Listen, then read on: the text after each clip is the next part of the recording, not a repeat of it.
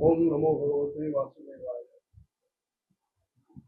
महाराज नृसिंह भगवत त्यांची प्रजा संवाद साधत होती.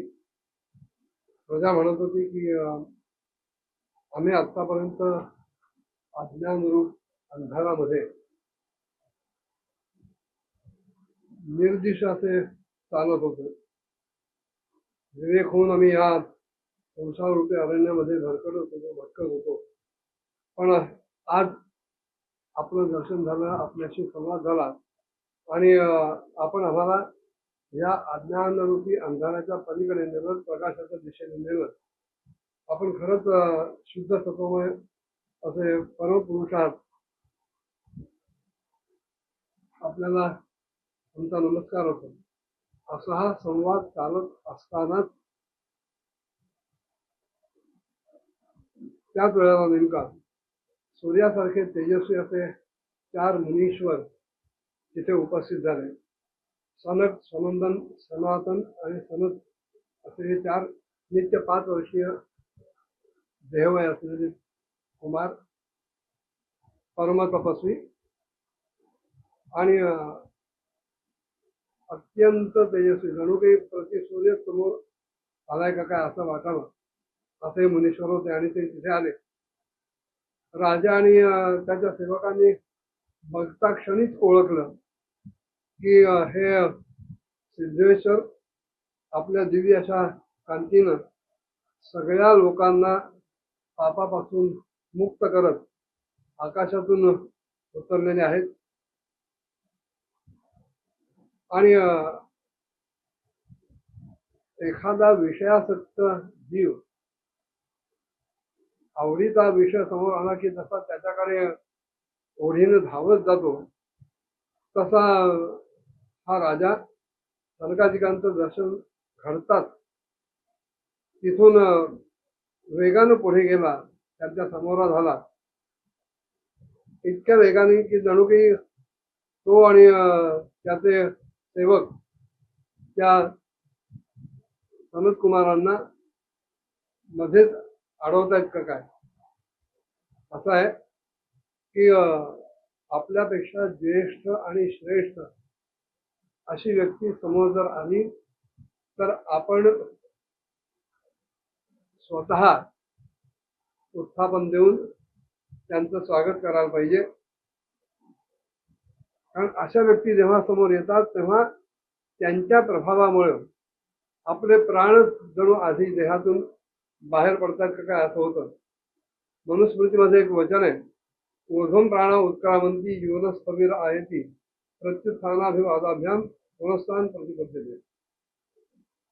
अशी ज्येष्ठ श्रेष्ठ आदरणीय माणसं समोर आली की त्यांच्या स्वागतासाठी आधी आपले प्राणच पुढे जातात आणि मग आपण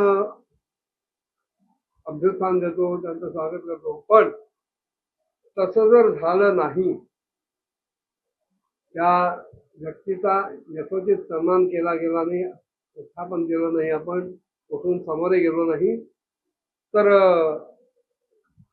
त्याच्यामुळं आपल्या ठिकाणची कर्मशक्ती हळूहळू ह्रास पावत जाते.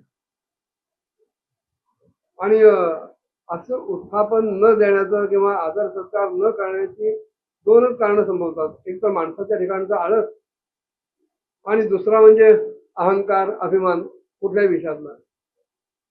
पण ह्या आळसाला आणि अहंकाराला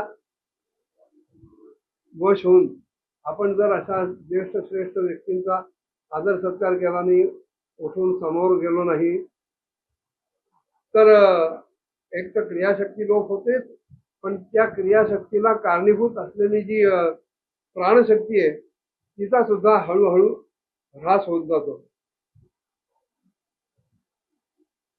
हे 4 कुमार आल्यानंतर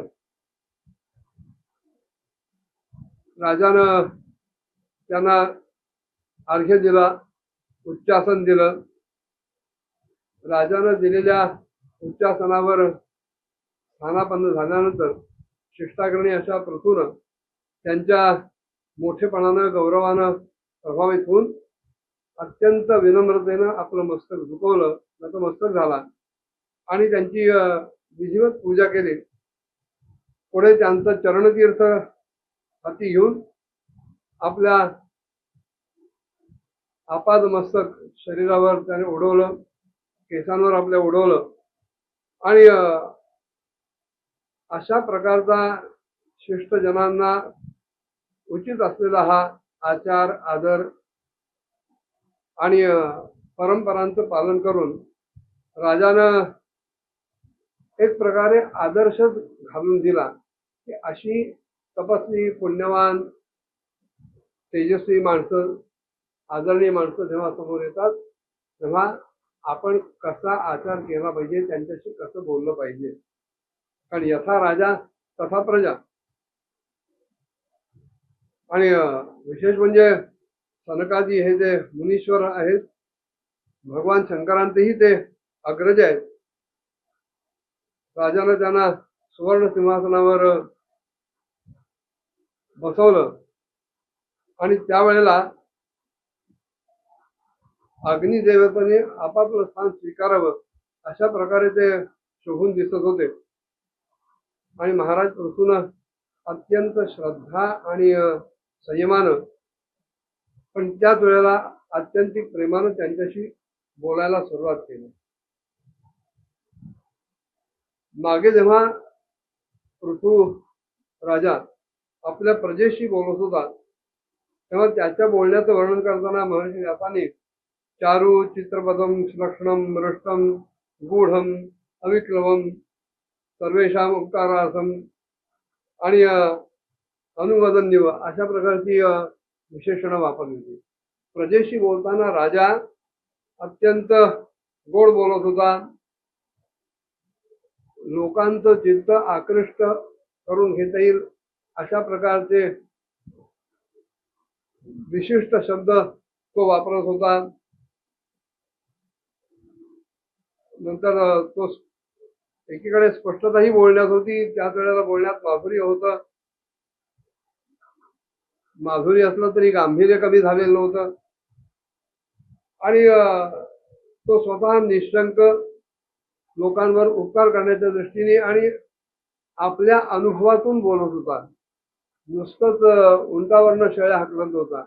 जे आपल्या अनुभवात आहे त्याप्रमाणे त्याचा जणू काही तो अनुवादच करतोय असं वाटावं अशा प्रकारे तो बोलत होता.